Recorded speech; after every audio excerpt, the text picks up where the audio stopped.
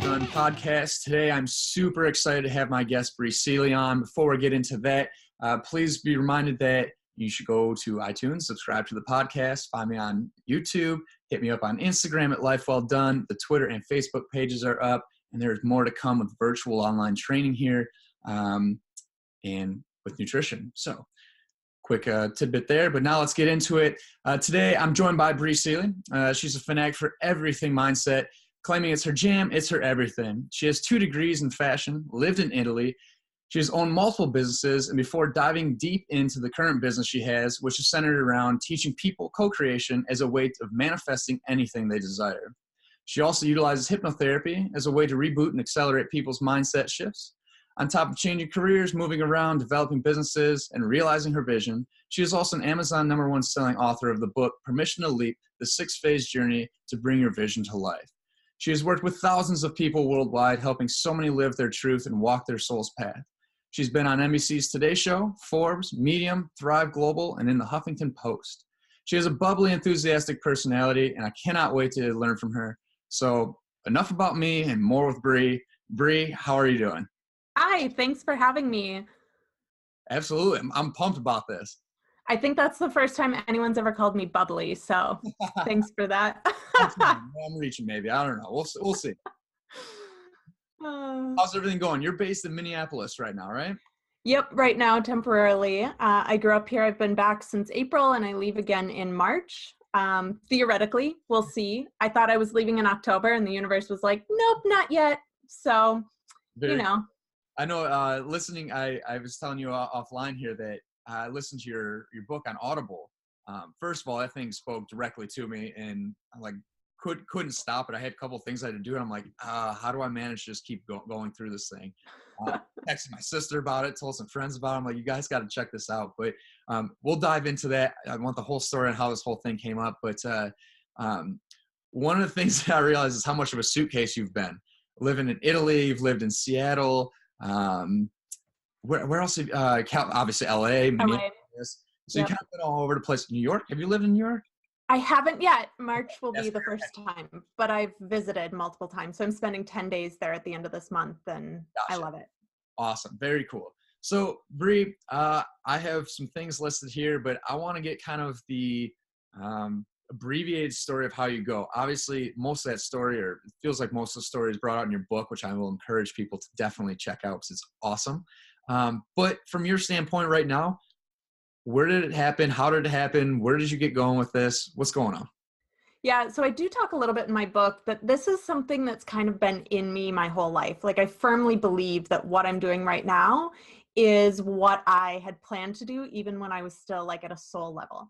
And so it's only really been within the last year or so that I've been able to kind of step back and look at my entire path, even from the age of like 2 and 3, and realize how divinely perfect everything was. And now, again, not just the good stuff, but all the quote unquote bad stuff as well, right? Like, everything in my journey has been leading me to this point. So for example, when I was growing up, my mom was a single mom, and I would go to work with her all the time. She worked in a college bookstore, and I would go after school and I would help use the cash registers and check people out. And I would train her college students about how to restock goods. And so I was managing and directing people even at the age of 5. And I didn't even understand that that's what I was doing.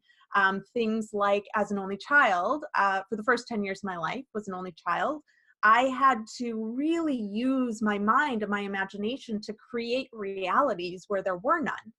I kind of always knew that I didn't want to be in the small town I grew up in. And so I would imagine myself other places. So like this New York thing, I've wanted to live in New York before I even went to New York. Like, I was 5 or so when I decided I wanted to live in New York.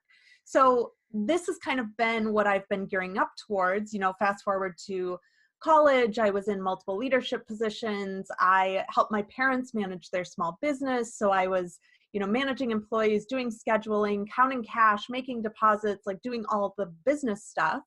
And then I always said I didn't want to be an entrepreneur, which of course led me down the path of entrepreneurship, and got my degrees in fashion, moved to the Seattle area, got a day job, but was like, I still want to be doing fashion. So I just started my own label. And little by little, over a course of 8 years, I went from making prom dresses and flower girl dresses to being on the runway at LA Fashion Week, dressing Toni Braxton, being on The Bachelor. Like, so, you know, I say accidents and coincidences led me to where I am. I don't actually believe in accidents or coincidences, but every single thing that has happened to me in my life has literally been preparing me for exactly where I am right now. That's why you're talking about this, and it's invoking the same feelings I had yesterday when I was listening to the book. A lot of like looking back at me like, oh, maybe that's what that was. And then, realizing that I kind of followed fear rather than, played it safe instead of doing what really spoke to me. And that's something that I feel like I still struggle with today. Like even the podcast, the people close to me really, they talk about, or I tell them, I'm like, I don't know. Sometimes I feel really off about this, but the funny thing about it is when I went away to school, I didn't go to college because I wanted to. I went because, I don't know, that's what you're supposed to do. And I started in sports broadcasting and quickly was like, I don't want to do this. This is dumb. And somehow I found myself into the health field and I love training and all these things, but it is kind of funny that I've come back to now podcasting. And I've always kind of just thought, like, even as a kid, like, I want to be working with people. I want to influence people. And I think a lot of that came from, as a kid, I wasn't vocal about it. And I don't think anybody realized I struggled, but the depression, the anxieties, the self-esteem issues that I have, and that carry over to being an adult, and how much that really impacts your ability to take on challenges, take on risks, believe in yourself. And so that's kind of like this weird fork in the road that I'm at right now, where I have a little bit more, I have quite a bit more self-awareness about these things. But yeah, yesterday listening to your book, I was like, oh my goodness, like, what am I doing? So now I have to go back through the book and actually do the worksheets and really. It's so funny. I was literally just talking with my grandma about something similar because when I was little, I actually had a lot of trauma in my childhood. And one of my coping mechanisms was just to kind of turn inward, and on top of being an only child, right? So a lot of it was like I didn't want to be seen. I became a wallflower. I became very shy. I kind of withdrew from a lot of social situations and said something to my grandma about being a wallflower. And she's like, were you ever really, like, you were never a wallflower? And I was like, well, Grandma, you got to see me in a safe environment. Like, you got to see me. That's the essence of me. I became a wallflower as a coping mechanism and as a survival strategy. And so for me, over the last 10 years, coming into the place where I am now, like, being on the Today Show was one of the most terrifying things in the world. I woke up that morning and was like, I can't watch it. They're going to twist my words. They're going to make me into a crazy woman. Like, everything's going to go wrong. It's going to be terrible. Like, I just have to hide. And I laid in bed, I think that day until noon, until my mom finally called and she's like, have you watched it yet? And I was like, no, I can't. And she's like, it's actually really good. You need to watch it. And so knowing that this is my path and this is what I've been being called to do, it's really been about developing strategies within myself of like, how do I remember not to hide? How do I remember to not become a wallflower and just default into those essentially habits that I developed when I was little? That's fascinating. You describe yourself as a wallflower. In a lot of the people that I meet, they think I'm like booming with this confidence. Like, they find out that I struggle with the things that I've struggled with. They're like, what? You come into a room, you kind of own it. I've always kind of been like that as a kid. Like, I was always the one cracking jokes. Like, I have this, like, I've only become vocal about it recently, but like, I've always had this dream of being a comedian because I think that comedians have, granted, probably not the greatest life in terms of like fail and success, but making people laugh is unbelievable. I don't think there's a better feeling in the world than making people laugh. So I have this like little dream, but I've always just kind of used humor and towed the line of inappropriate to lighten everything up, make things vulnerable. But you kind of use wallflower as a way of hiding. That was my way of hiding and protecting myself from, like, if I'm making fun of myself and other things, like, how can people do it for me? So that's really fascinating to me, but I can't imagine being on today's show and being like, yep, here we go. There are two, I don't know if you've seen either of these things, and for the people listening as well, two things that I think you'd really enjoy. The first one, have you watched The Marvelous Mrs. Maisel on Amazon Prime? No. Oh my God. It is literally the best written, directed, acted, costume. Like, it is the best show I've ever seen in my life, and it's about a female comedian in the 50s So you should go watch it. It's I'm amazing. check it out. It's on Amazon Prime. Amazon Prime. And then the other one, have you seen Nanette? It's No. on Netflix. Okay, that one is really good. And she talks about like using self-deprecating humor. And like, it's just, it's a little heavy. It's not like it's comedy, but it's also not fun. Like it's, yeah. Watch it when you're in a little bit more of a serious mood. But those two, I recommend those things to everyone. I've watched both of them multiple times, and I think that they're really, really great, and they might be of help to you. So, side note. It's awesome. Oh, I appreciate that. I'm definitely going to check them out. That's really cool. The weird connection there between the wallflower and then me being loud and obnoxious and using that as my like protective coating there. That's really cool. But we all have those strategies. And the thing is that we develop them when we're really young. And this is part of what I love about hypnotherapy, is that we develop these things when we're so little and we don't know any different. And we literally do them to survive. But the problem becomes then we're still using them as survival techniques 30 years later when we don't need them anymore and they're actually harming us. And so for me, the process has been, how do I remove those survival strategies because I don't need them anymore? And they're actually, me being a wallflower is preventing me from doing what I'm here to do in the world. And so I love hypnotherapy because you can literally reprogram your mind, and you can do it without hypnotherapy. It just takes longer. But like becoming conscious of those survival tactics that we all have and then breaking them down, I think is one of the best gifts that we can give ourselves ever, because it gets to a point where they start holding you back and they don't do their job anymore. I definitely want to jump into this hypnotherapy. I want to learn more about it. It's funny you're bringing this up though, because when I was living in Colorado, I go to therapy quite a bit, and a lot of it has to do with just a lot of things, life, right? Okay, no reason other than that to go to therapy. But I had talked about like the little voice inside your head, and like we've described it. I made a YouTube video about this, and I was walking around the mountains. I'm thinking about the little voice inside your head, and like, why do we try and overpower it instead of just make it your friend? And it's not the angel and the devil. The devil is really just the angel dressed in red because it's coming out as an intention of love. And then I started thinking about the primal instincts of the human brain, and you talk about that in your book as well, where it's just like we are evolutionarily primed to protect ourselves, right? We're still, back in the day when they had to hunt animal, and they didn't know when they were going to be attacked by animals. It was, not even so much the people, it was the animals. And so we're still stuck in that old age there when like we live in a relatively safe place now. It might not seem that way with the media, but all things considered, it's pretty straightforward place. Like you don't have to go hunt your animals if you don't want to. So it's weird to be living out of that primal instinct still. Obviously it's needed, it's necessary to some extent, but I'm glad you brought that up, because that's something I think about quite a bit of what's the next step of evolution of, do we need to get away from that, or is it just more understanding it, stuff like that. But I want to learn more about the hypnotherapy, and I have a feeling I know where this is going to take us. It might go into the visualization, feelization stuff, but we'll see. So tell me how you got into hypnotherapy. I know you had let me know that you wanted to maybe potentially give us some tips about how to, incorporate it, or what we do, what we look for. So I know nothing about it. So let's give it to you. So I started doing hypnotherapy a few years ago for some health related stuff. And I would go see this hypnotherapist once a week for, multiple weeks at a time. And I wasn't really seeing any change. And so I was like, well, that didn't really work for me. But it still intrigued me.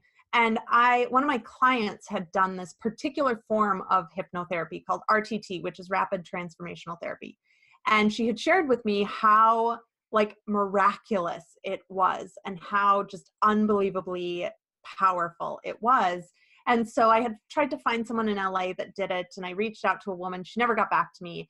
And then turns out a woman I know had posted about it several months later that she was, doing RTT and all this stuff. And so I decided to just give it a go, because why not?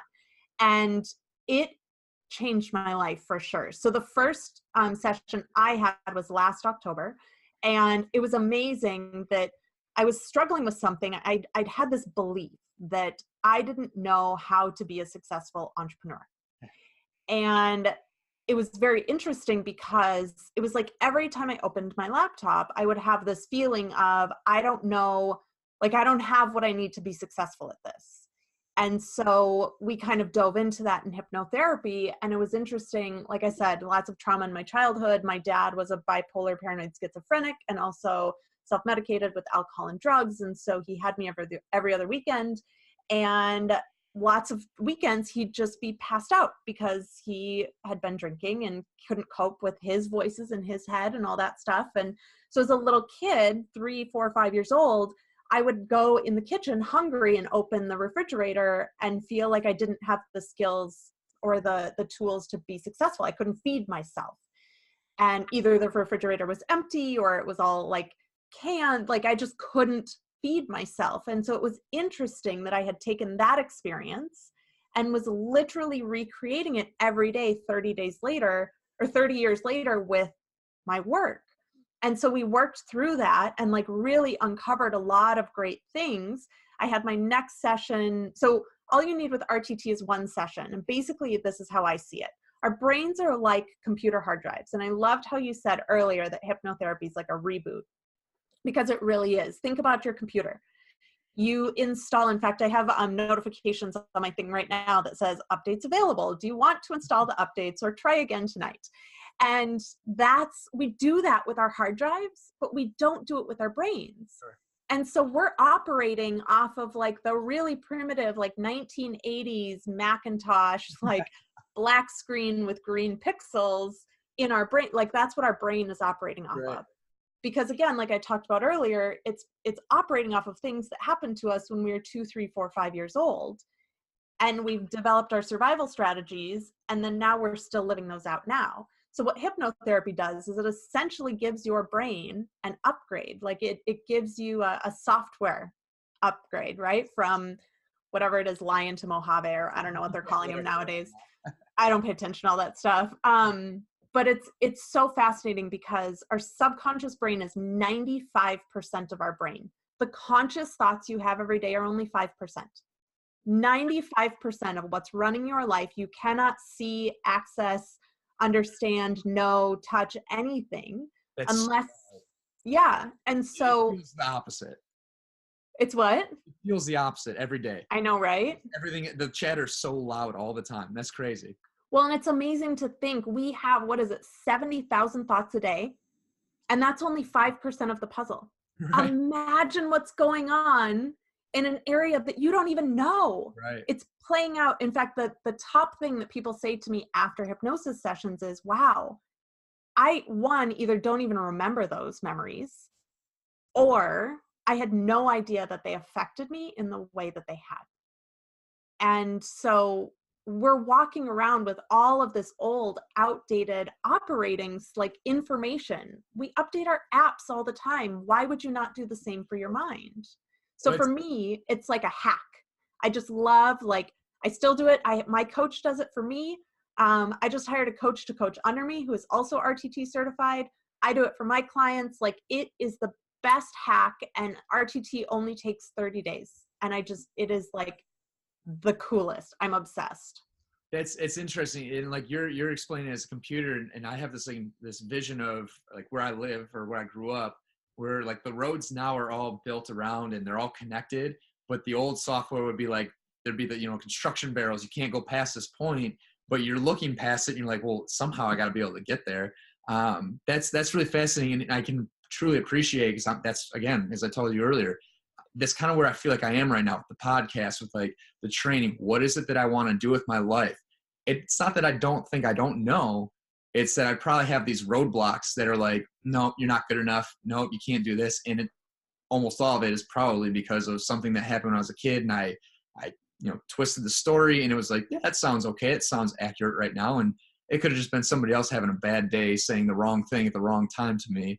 And I'm oh, that's who I am now. So that's really fascinating. Is specifically for me right now, as I'm sitting here, that is my struggle. I'm, what do you want to do? Well, I think I have an idea, but I don't know how I'm going to get there. I don't have this clear vision of it, which I'm sure we're about to get into as well. Oh, I have all sorts of things to say about that. Yeah. So it's really fascinating. And For the last few years, I ended up having to transfer schools in 2010 from playing hockey. I had concussions, and the life change really buried me. It brought all of the anxiety, depression. I struggled with suicide, the addiction stuff. I battled with pills and alcohol for a short period of time. And, as I'm talking to you, I'm having these little like brainstorming sessions in my head. So I'm like, well, maybe that happened. Maybe I left because I needed to see that these things were a problem growing up. And now I'm much more aware of it. But for years, I've kind of been trying to tackle, for lack of better terms, a lot of these things and have a better understanding and be more aware. And the more aware I get, the less I feel like I know about myself as far as like, what do you want? It's always like, well, is it coming from ego now? Or what is this? Is this for other people, or is this what I really want? So maybe you can speak on, we get into maybe the visualization, the feelization you talk about in the book, but maybe before that we start, how do you get quiet through the meditation and really trust that it's not just, the 5% brain, but it's the subconscious coming through and saying like, here's your purpose, here's your drive, here's what you are here to do. Do you have any insight on Yeah. So the first thing I'll say, because I can almost guarantee that probably 90% of your listeners right now are like, oh, meditation. I can't do that. Right. Like in fact, I just had this conversation in my training group last week. Oh, I can't meditate. And who else someone else the other day too. Oh, one of my hypnotherapy clients couldn't get into it because she's like, well, I can't relax. And I was like, no. Quietness and relaxation is our natural state. That is our natural state. That peaceful connectedness is our natural state. We have been conditioned out of it. The busy mind, the monkey mind, the, constantly running and all of the energy that like all that stuff, like that's conditioning. That is not our natural state. That is not normal. So first off, I will say to anyone that's thinking, oh, I can't do that. You can.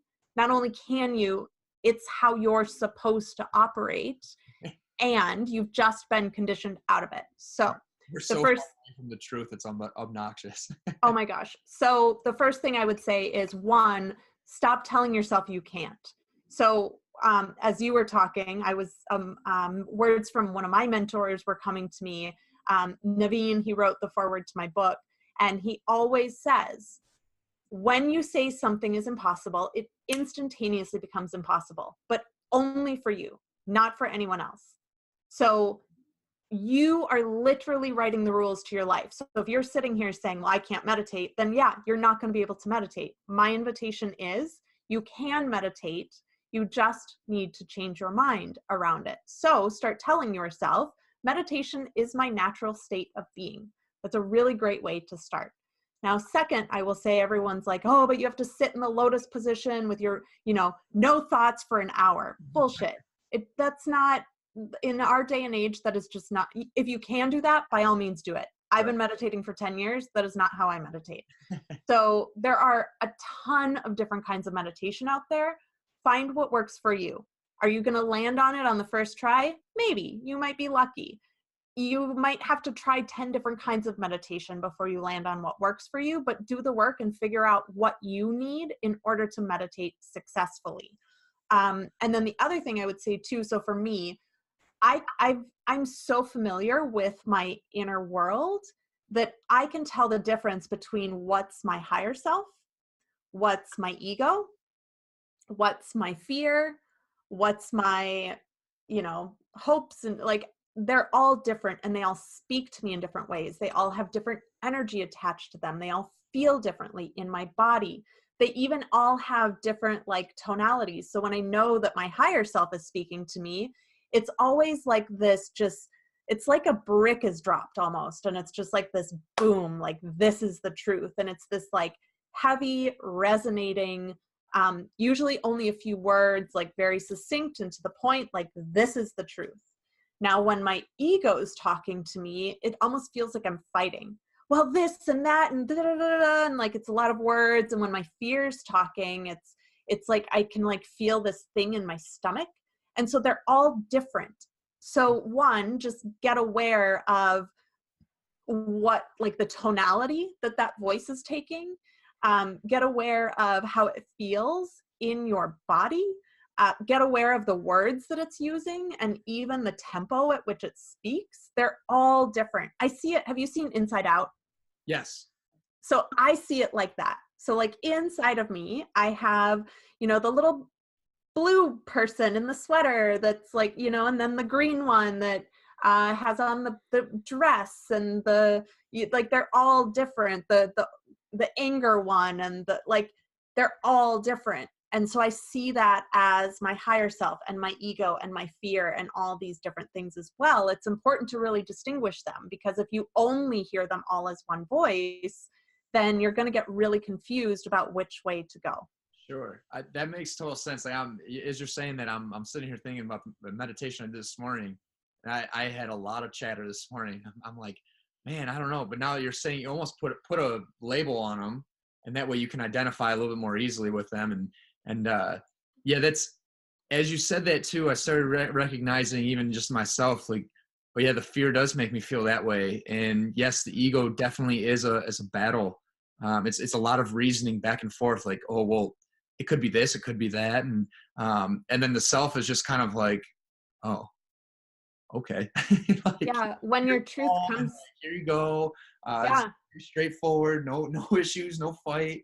I guess my question is like, how do you detach from the ego to trust that, that higher self, that calm, stern voice that says like, this is who you are. This is what it is, whatever it might be. How do you decipher the two to be able to say like, I'm going to trust this and I'm going to overcome, or I'm going to let ego pass for now, or however you want to phrase it. Yeah. So it's been just remember, it's a practice. Yeah. And even after 10 years, there are still times, like right now, my ego's really wanting to flare up about a certain situation that's coming forth in my life. And I keep just asking, being like, help me see this in a different way. Help me see this in a different way. Help me see that what's the other option? Like, I'm open, please show me. And so even though I'm not past it yet, all I know, my intention every day is to be open to seeing that there's something else available to me. Okay. So, it is a practice, and it does take even 10 years in, I'm still like, I don't know if it's something that we'll ever quote unquote overcome, or something that we just learn how to manage better. So one of the things, kind of like I just demonstrated with what I'm going through right now, is like just this surrender of like, I don't know. I don't have the answer about how not to be in my ego about this right now. And that's okay. But I'm open to there being another way, and I'm open to the universe showing me what that could look like. So surrender, I think, is a big thing. I hand a lot of stuff over to the universe all the time. And I'm just like, I'm only a human. I don't, my perspective is like nothing compared to yours. So I'm going to give this over to you, and please show me the way. So surrender is a big thing. And then the other thing too, like really kind of making peace with your ego. And like we talked about earlier, just remembering your ego's job is just to keep you safe. Right. And it's built up to protect you from a lot of things. And your ego will never come to you as a vulnerability. It will never come to you in softness. It will never come to you asking for openness or asking for surrender. And so you can really start to identify when it's different. I just was at a retreat a week and a half ago, and was dealing like with some healing stuff within myself. And I sat down at one moment, and one of the facilitators put her hand on my heart, and I had this immediate, I don't know who I am without this story. And it came to me, and it came through my heart, and I just started bawling. And I was like, my ego has been so attached to this experience in my life and holding on to it so tightly because it threatens my very identity. It's something I've been holding on to since I was very, very, very little. And I don't know who I am without it. And the ego will do anything and everything to keep your identity intact. That's its job. Interesting. You are speaking straight to me, so I'm sorry if I feel like I'm a little bit scattered right now. No, you're good. That is, I'm having a ton of thoughts about a lot of things right now, being attached to like things that you feel like define you.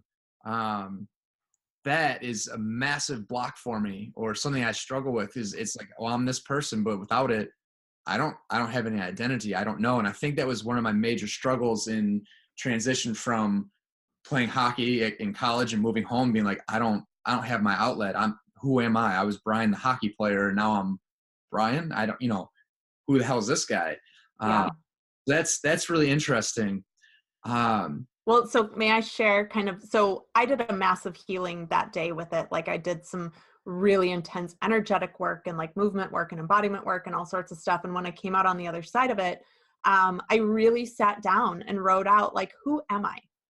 Who am I? What are the things that make me me? And it's actually very similar. It's like a deeper layer and level than I went when I shut down my fashion brand, because I went through a massive identity crisis back then too. If I'm not a fashion designer, what am I? And so really like giving yourself permission to open up and see who you are without those labels. So for me, like one of the things that came through was like, I'm a dancer. And I was like, I've danced since I was little, but I've never identified as being a dancer. And I was like, oh, I am, that is something that like really makes up me. And I'm so many things other than, these stories that I've been attaching myself to. And it was incredibly healing. And, a lot has opened up in my life for me, even in just the last 10 days since I left that experience. Excellent. So that's, I said overcome ego. And I think what I really meant was I probably meant what I said, but I'm trying to figure out how to word it as far as like, you phrase it as take the leap, right? Like, and I think that's kind of where I'm sure where a lot of people get stuck, right? You wrote a book about it. So it must not just be you and I. The confidence to overcome that voice that says like, you can't do it. This is the wrong thing. This is dangerous. And saying, you know what, I'm going to trust that guidance from within, and I'm going to go for it. But something I struggle with, and the words that ego says are, you're too dumb. You're stupid for this. People don't like this. People think you're stupid. And a lot of it's that external environment chatter that really just kind of bogs you down versus, when I talk about the podcast, people are like, well, how do you feel? I'm like, well, I'm done. I'm like high. I don't even need the drug. I'm good to go. I'm ready to tackle life, and here we go. So like that alone should be the energy I follow, but the ego just stays so loud. And what is your jumping off point? Where is the leap? Where is it that you're like, I'm at the edge, time to leap, I'm taking that jump? Well, and one thing to remember too is that the ego lies to us constantly to keep us where we are, because that's its job. Sure. So one of the things I always like to ask is like, is this true? Is it true that I'm dumb? Like, that's not true. And then you can start looking for proof of like, we are having a very intelligent conversation right now. Like, if you were dumb, we probably wouldn't be talking. Right? Like, so you can, you can start to look for proof every single day that like, oh, ego, I see you. I honor the fact that you think this is real. And actually that's not true. And so you can start turning it around and really just proving it wrong with tangible stuff too, right? Like, so that you can latch on to something real and be like, no, this is real. Those stories you're telling me are not, no, this is real. And just continually reaffirming that like, that's not actually the truth. So there's that. And then your question was about like taking the leap. So yes, we are definitely not the only ones who are taking the leap, or, definitely not the only one who struggles taking the leap. For me, let's see, there was something that came up earlier. Maybe it'll come back to me. There's always a tipping point for me where there's a point where I can't not do it anymore. And I think the biggest thing that people struggle with, and this is one of like a lot of what I train about, is that we trust our eyesight more than our vision. Okay. And for anyone that's listening to this and not watching it, obviously your eyesight is coming from your eyes. It's the world around you. Your vision is what lives within you. It's that big picture thing that you said earlier, like, well, how do I get there? That's your vision. So for me, it's been about kind of like tipping the scales and putting more faith, more trust, more weight, more importance on my vision than on my eyesight. Because if I only followed my eyesight, man, I would be screwed. Right. Like, I mean, so to be completely transparent with you, on September 1st, which was just 2 months ago, I had $4 in my bank account. And had I trusted my eyesight in that moment, I would have quit. Wow. Now, fast forward 2 months, I've done 80 grand in sales in 2 months. Wow. Right? So Thanks, because I trust my vision, because I show up, I take inspired action. I do literally everything I wrote in my book. I don't just write that shit. That's my life. That's how I live. That's what I practice because it works. I trust my vision over my eyesight, because our external world, you talk about co-creation, it takes longer for things to manifest in our physical world than it does in our internal, energetic, emotional world. You can manifest something in your internal world in a second. It's not going to come into your physical world for a while. It just takes more time for the atoms and molecules to arrange themselves in a certain configuration to bring what you're manifesting into the physical world. Sure. So I always say, and Abraham Hicks says this as well, your eyesight, the things in your physical world, are about 6 months behind. So everything that you're seeing in your physical world is already old news.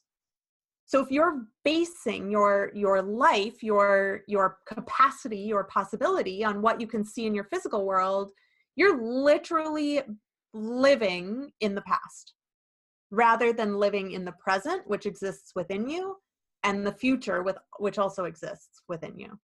That's interesting. I love that. I'm having flashbacks of times where I've felt like this. When I moved to Colorado, I had certain situations where I was in the mountains and I was like, this is everything that you pictured your life to be right now. And here we are. And then here we are with some other things going on too. So this feels like a great jumping off point to talk about first the visualization, fuelization that you talk about in the book. And then I keep bringing this up, I feel like, but I am fascinated by the universal double check. So maybe we can try and tie these two things together and express them in whatever way you think is necessary. Yes. So just like I was just talking about, this is perfect to talk about visualization here, is that like really connecting with that vision within you every single day is so, so, so important. And not just like, you know, I say seeing it, you can see it in your mind's eye, you can visualize it, but also tapping into the feelings of it. So one of the examples I share in the book is Michael Phelps used this to win all the gold medals he used. His coach, whose name is Bob, I forget his last name, was the one that got him to start visualizing when he was very little. So he would spend hours in the pool every day practicing in the physical world, and then he would go home and in his bed every single night, but before he went to bed and when he woke up in the morning, he would lay in bed and he would not only envision himself winning those gold medals, but he would feel his muscles straining as he was taking every stroke. He would feel the water washing over his body. He would feel himself touching that wall, popping out of the water, seeing the clock, and realizing that he had won that gold medal, and then allowing himself to feel what it felt like to win. And he did that so much that now, doesn't he have like the most gold medals of any Olympic swimmer ever or something? Like he's like he used athlete for the Olympics. Yeah. He used this very practice to trust his vision more than his eyesight. If he had trusted his eyesight at the age of 12, and he only relied on that, he would have kept recreating the same things, because at 12, you can't win a gold medal, right? You have to trust that vision within you. And so visualization is a way to do that. The other thing I love about visualization is that it actually changes the chemistry of your brain, which is fascinating. And it brings your vision more into your comfort zone, because you're basically proving again and again and again to your ego that this is real. My vision is real, because your brain perceives what you visualize as reality in that moment. And so you're constantly, it's like building a muscle. Every single day you're lifting weights to strengthen that vision within you. And it brings it closer and closer and closer to your comfort zone, so that when it happens, it's not like oh shit, oh my God, this is so scary. What am I going to do? It's, of course this is happening. Like, of course this is here. Awesome. Well, it's you talked about in the book, but and like, you know, playing hockey, like we always talked about, even from a young age, like at least a few minutes before the game, like put yourself into situations on the ice and, you know, prepare yourself for these things, because when they happen, you just follow through on them. It's not, you're not surprised by them. You talk about Michael Phelps, where the one race he did, he set the world record, where his goggles, you got water in his goggles, and just from habit of practicing visualization, he was able to do it, and he beats the world record with, you know, blind, essentially. Yeah, without eyesight. Right. And it's crazy. They do this with basketball players shooting free throws. And you know what? So, you know, it's not like, I think a lot of people hear some of the stuff and they're like, well, that just seems like witchcraft or, you know, voodoo crap. And you're like, well, I don't know. It seems to be working for some people. So why not at least entertain it and give it a shot at it? And now there's science to back it up. Like, it's not woo. There's legit brain science. There's neuroscience to back up all of these things. Someone posted a comment or a review on Amazon that was like, this is just all fluff and blah, blah, blah, blah, blah. And I never respond to reviews on Amazon, but someone else went in and commented, like, clearly you didn't read the book, because like there's an entire reference set, like 3 pages of references in the back of the book filled with like scientific studies and psychological studies and like all these things. It's super important. Our brain needs to know how these things work, and there's actual science that goes behind it nowadays, which is like the coolest. Well, I kind of equate it to like people that use steroids, right? I'm in the fitness industry, and you know, these things come up and people are like, well, that's cheating. Like, okay, if that's what your view on it, that's fine. But don't mistake that for they take steroids and they don't work hard. It's another tool to help them move forward. Fine. So to me, like, it's kind of similar where it's like, you don't just sit there and visualize and sit there and be like, well, you know, in 3 weeks, maybe this will happen. Like, no, now you have to go execute your plan and just see what happens. And I think people hear it as like, you know, when people watch the movie The Secret, like, well, if I just wish hard enough for a car, it'll show up. No, that's not what they're saying.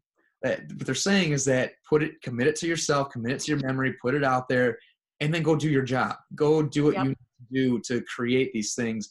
You're functioning from a better place. And I often talk about, like, people kind of get on me. I'm like, well, listen, if you had a group of 10 people that were positive and a group of 10 people that were negative, which one would you rather be around?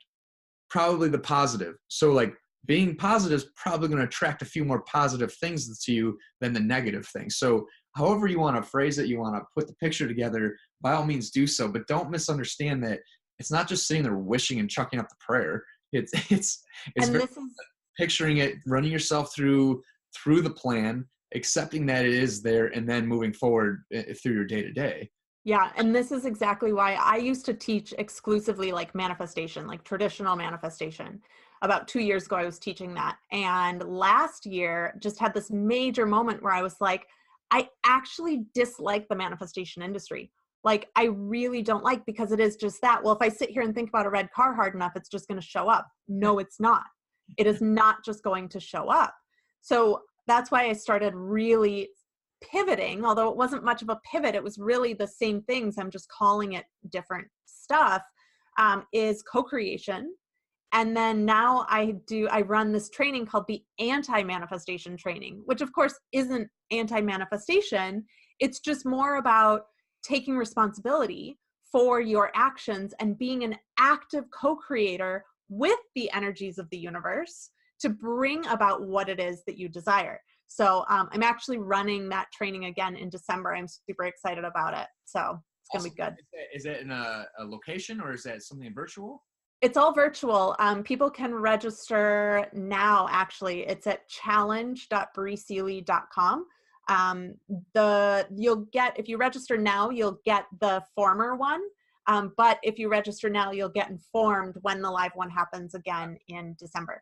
Cool. I will make sure there's links everywhere for this stuff. So it's fun. It's a great training. So building off of the visualization, right? So I feel like I have a pretty good understanding of, maybe that's part of the practice I've been in, but you talk about the universal double check in your book, and there's a lot of things that I felt like I connected to in your book, and they spoke directly to me. But when you brought up universal double check, I was like, you son of a bitch. Like maybe that's what this stuff was, when I was challenged with, do I move home from Colorado? And the people that know me best know that they're like, last year, despite your struggles, I felt like it was who I was. I was in a place of self and challenge and growth. And then I moved home, and again, being around family, progressing, there's plenty of things that I'm growing with here. There's no question. But I'm looking back after you said that in the book, and I'm like, did the universe challenge me? Did they put things in my way to say, like, what do you really want? And now I'm sitting here thinking, oh man, you totally got beat by the challenge and you weren't sure of yourself. So yes and no. Okay. Because now I say this too, right? Like living back in Minneapolis for the first time in 17 years, a place I said I would never, ever, ever, ever come back to. Like so much so that I usually don't even visit once a year. Like I really have resisted this place. And so, when I was kind of called to come back here in between leaving LA and moving to New York, I was like, are you kidding me? Like, and you could see it as a defeat, or you could see it as maybe this is actually the next step. So for me, I knew that I was coming back here to do a lot of healing work. Yeah. A lot. And it has been. I mean, the last several months have been intense. Healing things that weren't even on my radar at the time to heal. And it's really given me an opportunity to step back a little bit, because LA is a very distracting city, and build out some foundations for my business so that, making 80 grand in 8 weeks becomes my norm and not a fluke. So, yes and no, you could have been backing down from challenges, or it could be that this is just the next step in your journey for you. So the way that the universal double check was gifted to me 3 years ago from a coach. And what happened was that it was in March on a Thursday. Wednesday night, I signed my contract with her. Now I signed this contract having a fashion business, but little to no income. Like my fashion business was sustaining itself, but it wasn't sustaining me. I'd been on unemployment, but it had ended 3 months earlier. I literally had no idea how I was going to pay her, much less anything else in my life. But I trusted that higher self rather than the ego or the fear, and signed the contract. So Wednesday night, I signed the contract. Thursday morning on my way to work, I totaled my car.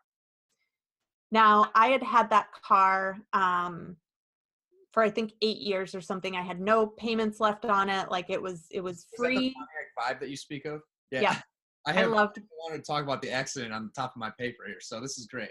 I loved my vibe. It was such a good car. It treated me so well, and I totaled it on the way into my office, that literally the day after I signed that contract. So now, not only am I sitting on a $25,000 contract I've just signed, I live in LA. I have to have a car.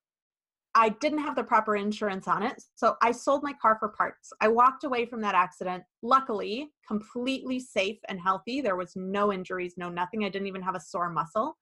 And with $600, that's it. So here I am with this choice. Do I trust my higher self and my vision moving forward with this coach, or do I back out because now all of a sudden my eyesight is telling me that I don't have an income. I have this big expense now every month. I have to now get a car, have a car payment, all these things. And I remember sitting on the curb waiting for the tow truck, just in tears, being like, what do I do? Right. What do I do? And I feel like it was a fork in the road where the universe was like, you can choose to walk down this path, or you can just keep going the way you've been. And I had a moment where I was like, I can't keep doing what I've been doing.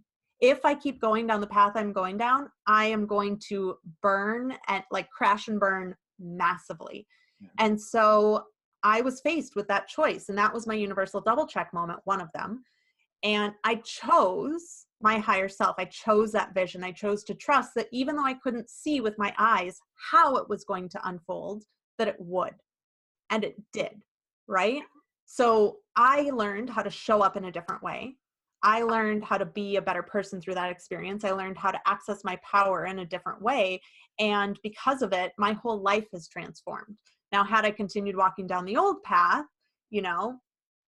I mean, maybe this was a universal double check for you to say, you can't keep going down whatever this path is that you've been going down. And maybe going to Detroit was the exact thing you needed to take the next step for yourself. So it's hard to know. It's hard to know definitively. And I always say, like, I just trust the decisions I make.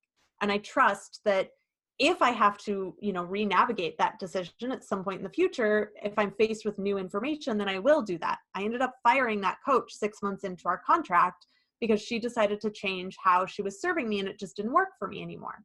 So, when you make a decision, you can always change, like you can always re-navigate. When we're faced with more challenges, we have the resiliency within ourselves to pivot again if we need. Right.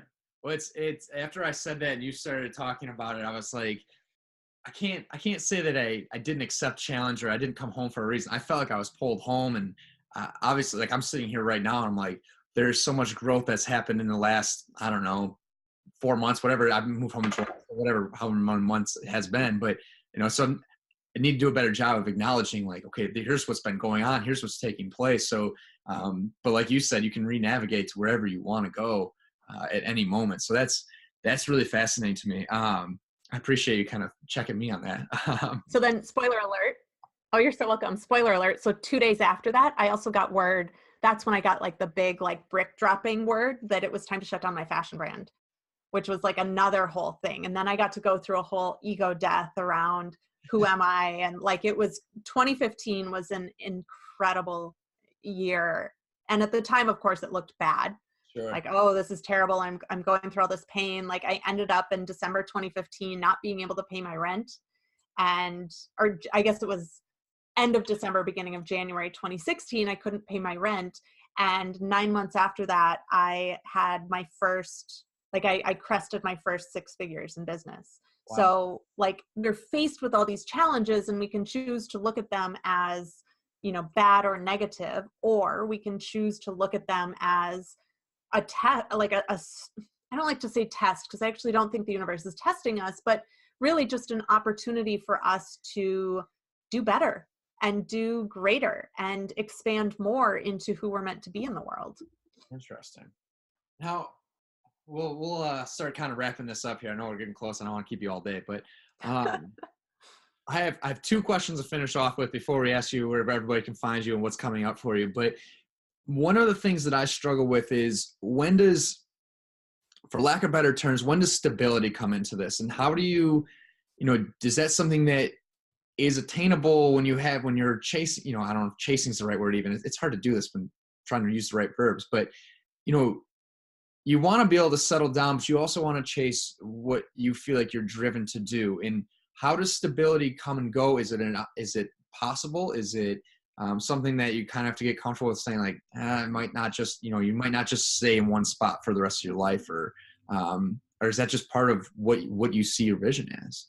So, I think the first step in answering this question is really defining for you, what does stability look like?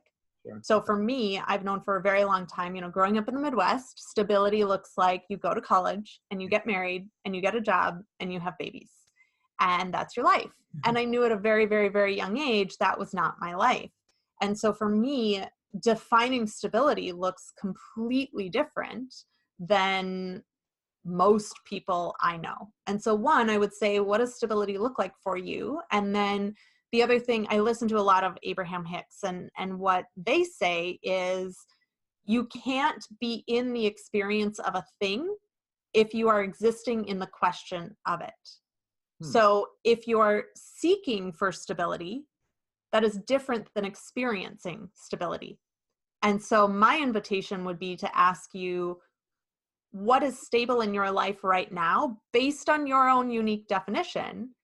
And how can you dwell in that more often and more frequently? Because that will then help you bring in and create more of that definition of stability in your external world. So I always first create things within myself and look for ways that that it's already existing in my life. And then I just grow upon it from there. So, like, for example, with money stuff, I constantly find money. Always. I find money everywhere, and I have money everywhere, like in my home. That, like, this right here is my money tree, and there's a lottery ticket sticking out of it right now, and like a euro and a yen and a dollar and $1 million bill, and there's like things in the dirt and everything too. So like I find pennies everywhere, and every time I find a penny, I pick it up and I'm like, thank you, universe, for sending wealth into my life. And I'm constantly in the celebration of wealth and abundance, even if in those moments, like September 1st, when I had $4 in my bank account. So I don't disconnect from the feeling of abundance, even when or if my bank account looks differently than I want it to, because I know that it is in being in the energy of it that's going to help attract more to it, rather than being in the energy of the lack of it. If you're in the energy of the lack of it, you're going to continue generating the lack of it. Does that make sense? Yeah. And well, you spoke in your book too about how you used to kind of come from a place of lack with money, didn't you? Yeah. And that one's such a hard one too. Like, it's definitely something. I first started working on money mindset stuff probably around like January, February, March of 2015. And since 2015, really up until now, I've been like kind of going in and out of it. It's been, when you're shifting into new things, the old stuff is still so deeply ingrained in your brain that you'll like dive into it. So I would have like a $50,000 month in my business and then go without income for 3 months. Wow. And then I would have another $50,000 month in my business and go without income for 3 months. And so I was in this like constant flux between abundance and lack and abundance and lack. And I like couldn't stay in the energy of abundance enough, even in the face of lack, to like make that stick. Now this year that's changed immensely. When I, in September, had that experience, I, yes, was a little upset about it, but nothing like I ever would have been in the past. I didn't shame myself. I didn't make myself bad for it. I didn't, I really got to work, and the following week I did $50,000. So, it's been a gradual unfolding and like I said, strengthening. So, and I'm constantly learning and constantly continuing to expand and be better in this. It's never, I don't know if I'll ever arrive, but my order for 2019 to the universe is that 2019 is going to be my first 7-figure year, and I'm unwilling to believe anything but that. I love it. It's Jim Carrey is one of my favorite people in the world, and partially because he's so non-conforming. And that's I feel like I'm always drawn to the people that are non-conforming, because I feel like I've always looked at life and been like, why is everybody doing the same exact thing? And why are the people that are, what we would just find as successful financially or impacting the world, whatever it is, they're leaders, they don't do things conforming wise. They do things very, very different. And I've always been drawn to that. Even athletes, like, they do things very differently than the people that don't make it athletically. And so that's really interesting. Jim Carrey is one of my favorite, just because he's so different. People think he's whack, and sometimes you're like, all right, Jim, like, that seems a little bit out there, but it's what he feels is him. And he talked about with Oprah years ago about how he wrote himself the $10 million check, and then all of a sudden, right before Thanksgiving, Dumb and Dumber comes out, and there it was. And Yep.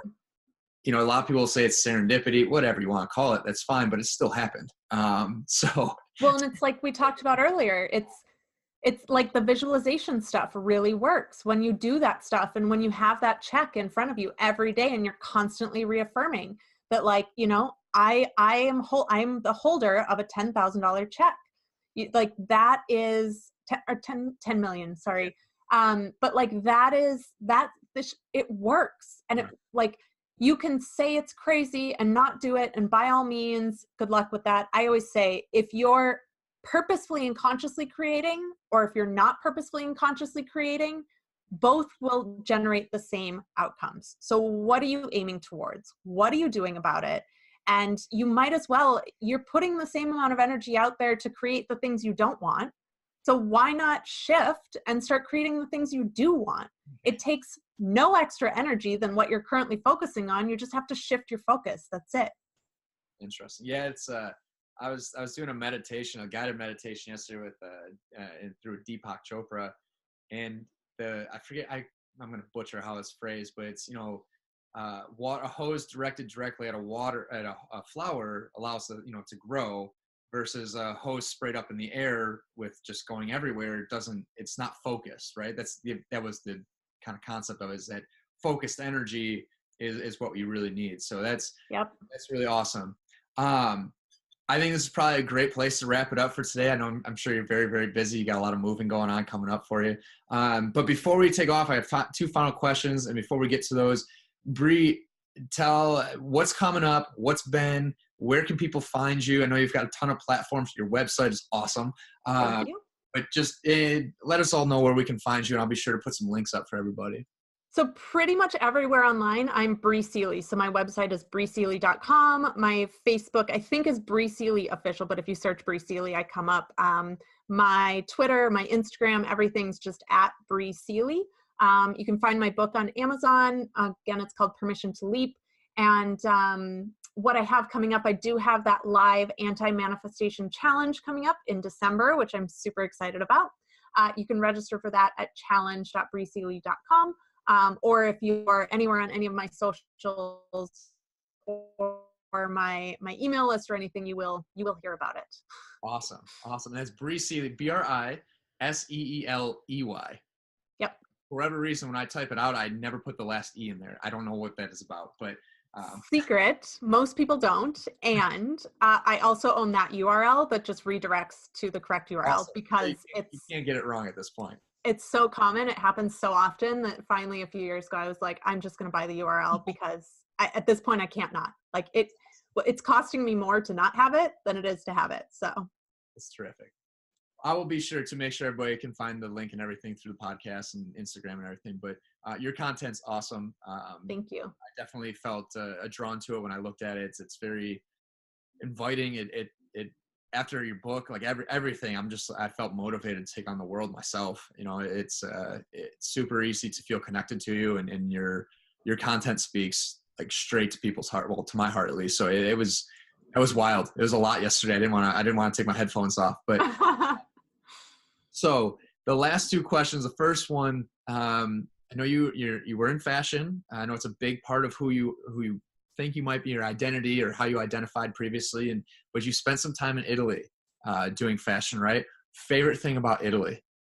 Oh my God, where do I start? Like literally all of it. I love the language. It is the most beautiful language. In fact, for the longest time, I've been like, hey universe, can I just marry an Italian man? Like it's just the language is beautiful. Their food is fantastic. I learned how to drink espresso over there, and like, it is so good. And like, everything. The best meal I ever had was in Bologna, and it was just simple pasta with a dollop of ricotta inside and like a butter sage sauce. And like, it doesn't get much more basic than that. And it was the most delicious thing I've ever eaten in my life. I mean, the gelato, the architecture, the art, I'm going back next year with my roommates from when I lived there the first semester, because it's our 15-year anniversary. So awesome.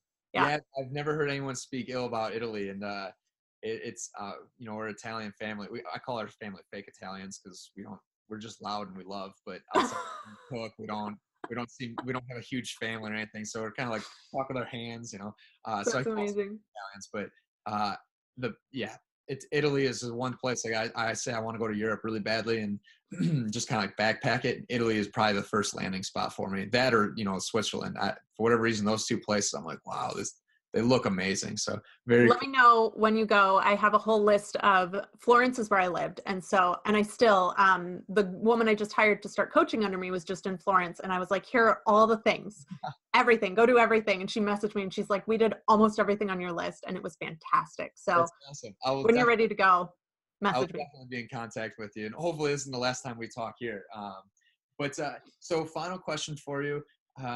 what does it mean to you, or to be able to contribute to the world so that you yourself or people around you are living a life well done? For me, it is everything, have been very clear. I'm not here on this earth to just get by. Like, me leaving the world in a better place and leaving the humans in a better place than when I came onto the earth is kind of the only thing that matters to me. And I've gotten really clear lately, my job is to be a bridge. And it is really to take people out of lower levels of consciousness and really bridge them, like be that bridge to them, to get them to higher levels of consciousness. And, I'm here to raise the consciousness of the planet, and it's not about me. Like, I I could just sit on my couch with my cat for the rest of my life and be completely, fully, absolutely content. But there's something within me that will not let that be the case, and just continues to drive and motivate me to keep reaching more people and keep impacting more people. And I wouldn't I wouldn't be on this planet right now if that wasn't my mission, my gift, my opportunity. I don't know. It's so deeply ingrained in who I am that I can't imagine a life without it. I love it. I love it.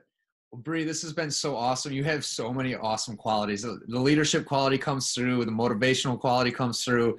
You're so warm and easy to talk to. So I thank you for that. And thank you for taking time out of your day to meet with me. And I will be sure to link everybody up to where they can find you and tag you on Instagram and everything. But good luck with all your moves. And I Thank know you. you said there's potentially some new stuff coming out as far as writing. But be sure to check out Bri's book, Permission to Leap. Be linked. But Bri, thank you so much. I hope we can do this again really soon and we can find out what else is coming up. Thank you for holding the space. It was a great conversation. I appreciate it. Thank you so much. I will talk to you soon and good luck with everything.